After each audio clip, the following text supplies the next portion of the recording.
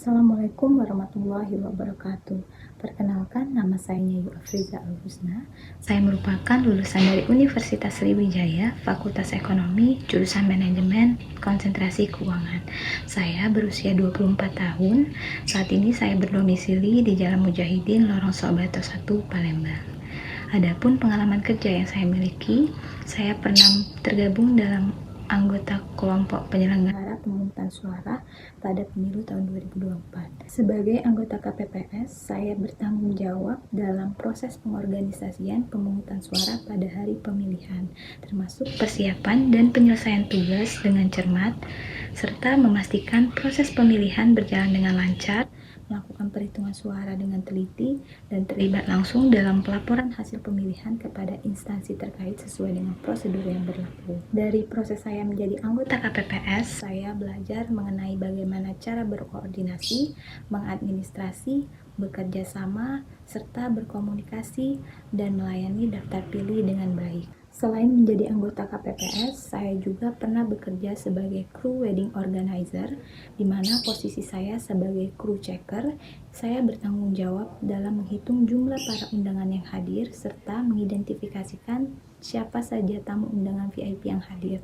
Kemudian, saya berkoordinasi dengan pihak-pihak yang terkait, seperti pihak catering dan pihak lain yang berada di dalam gedung. Selama bekerja sebagai kru wedding organizer, saya belajar bagaimana cara berkoordinasi, bagaimana cara bekerja sama, dan juga bagaimana cara berkomunikasi dengan baik. Selain pengalaman kerja yang saya miliki, saya juga memiliki pengalaman organisasi. Saya pernah tergabung dalam organisasi fakultas, yaitu Ikatan Mahasiswa Manajemen dalam staf divisi akademik. Dari pengalaman organisasi yang telah saya ikuti, saya belajar bagaimana cara bekerja sama dengan tim, beradaptasi, berkomunikasi, berkoordinasi, mengorganisir, serta bagaimana cara melayani dan berhadapan dengan orang lain. Adapun pencapaian yang telah saya capai, saya mendapatkan beasiswa bidik misi selama perkuliahan di tahun 2018. Saya juga mendapatkan beasiswa dari YBM BRI pada tahun 2021. Selanjutnya saya akan menjelaskan secara singkat apa itu Relation Manager Dana dan Transaksi.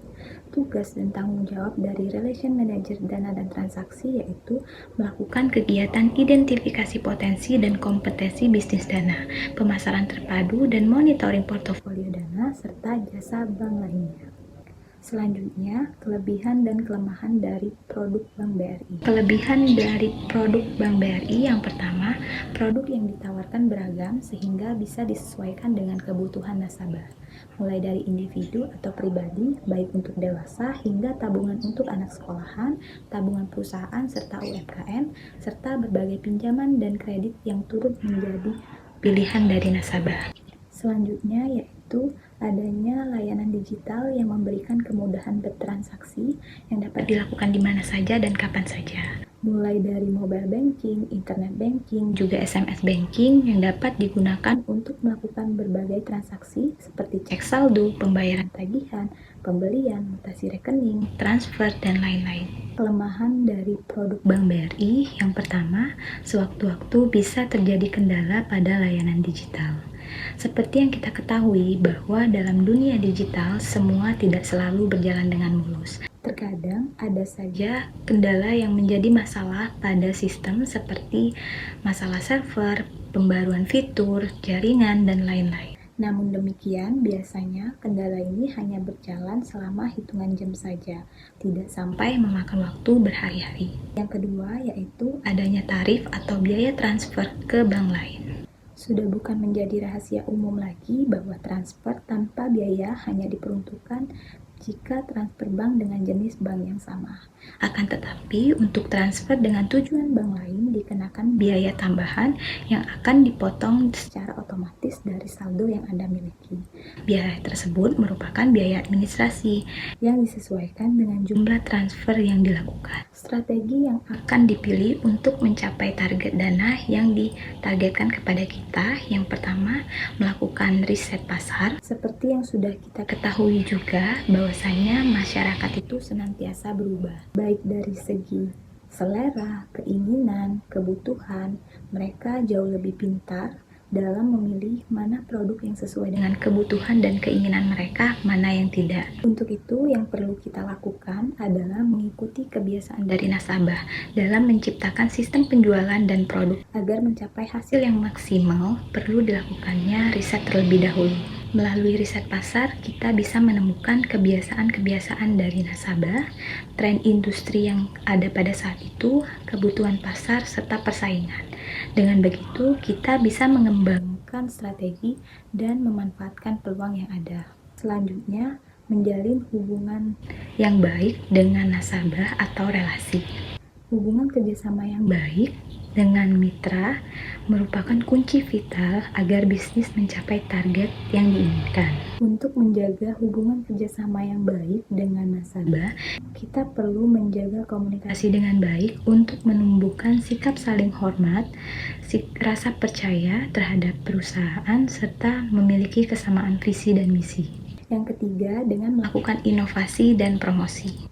Di zaman modern ini tentunya kita sudah mengetahui bahwasanya teknologi itu akan terus semakin berkembang. Untuk itu kita harus bisa beradaptasi dengan teknologi yang baru, strategi pemasaran yang baru, serta keinginan konsumen yang terus berubah-ubah mengikuti perkembangan teknologi. Maka perlu dilakukannya inovasi dan promosi yang dilakukan secara terus-menerus agar kita dapat bersaing untuk mencapai target yang diinginkan. Dan yang terakhir yaitu manakah yang dipilih untuk mencapai target sebagai marketing dalam mencapai target. Saya akan memilih mengelola kurang dari 10 nasabah dengan portofolio yang besar. Karena saya akan melakukan pendekatan secara personal dengan tujuan untuk memastikan kepuasan dari nasabah, sehingga akan lebih terfokus dan tepat sasaran. Demikianlah perkenalan singkat dan penjelasan saya mengenai Relation Manager Dana dan Transaksi.